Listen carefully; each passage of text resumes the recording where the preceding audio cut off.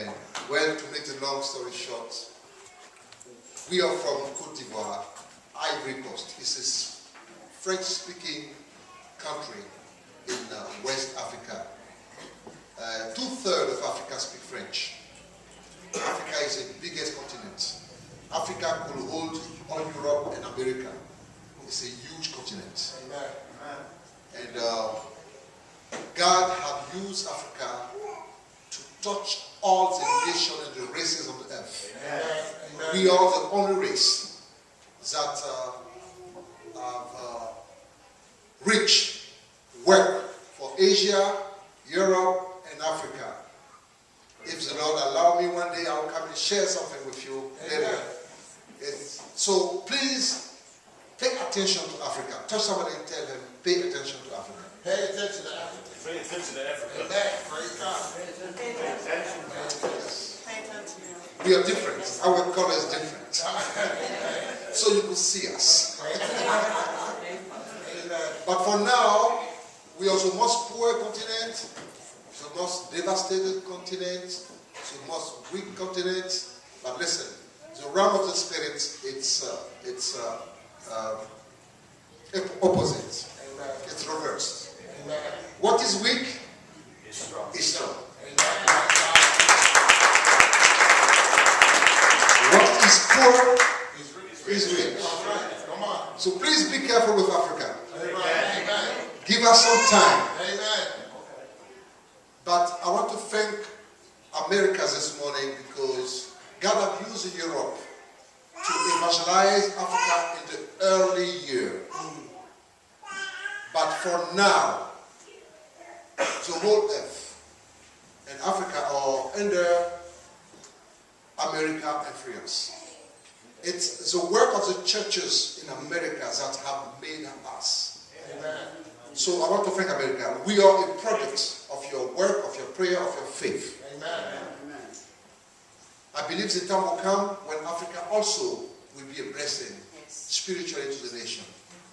For now, I'm out of my country for political reason. I was too close to the power.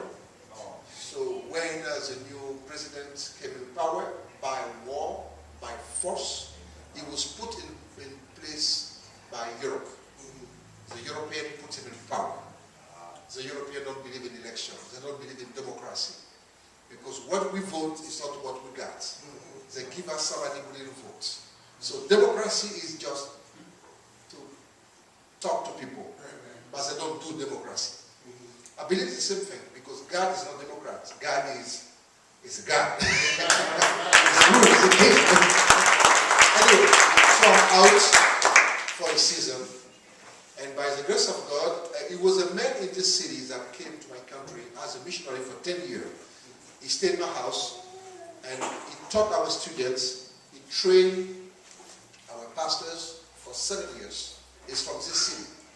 So when the war broke out, he rescued my children and I. This is how I came here.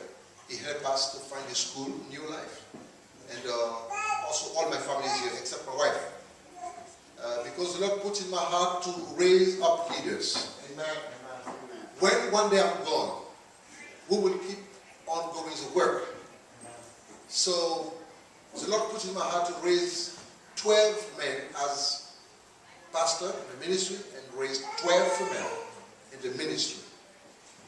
So right now when I'm out, my wife is overseeing all the ministry.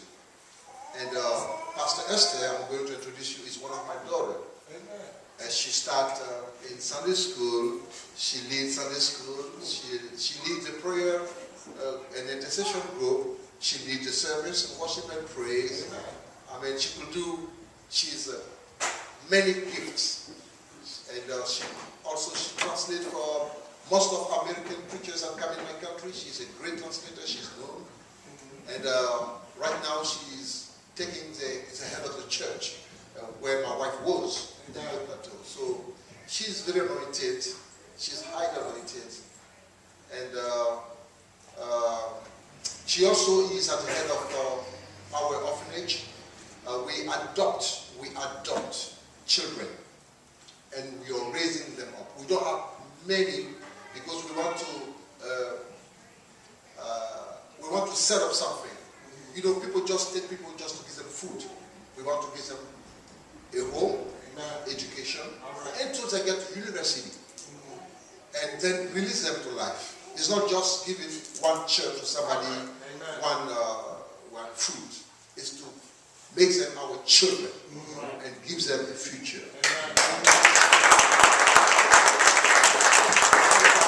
So she, as the head of our orphanage,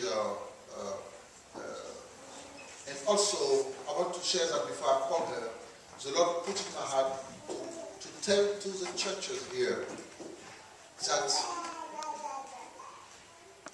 I know you guys sometimes you receive orphanage from anywhere, but the Lord said, why won't you receive son and daughter of men of God in Africa, which is in the ministry? Why don't you not adopt, but carry the Congo?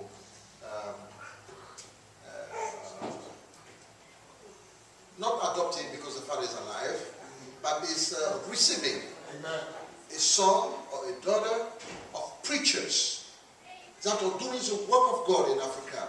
Why don't you sponsor I see.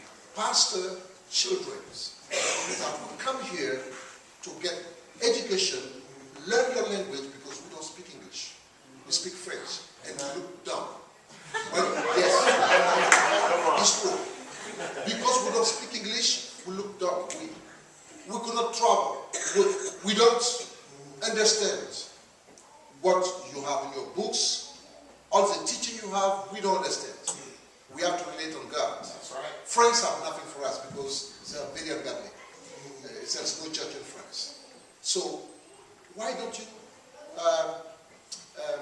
do that? Pray.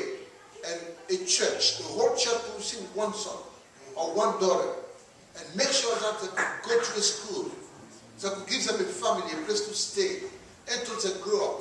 And one day, this pastor's son or daughter will go back with education. We have a great job, and we'll be in the ministry. Amen.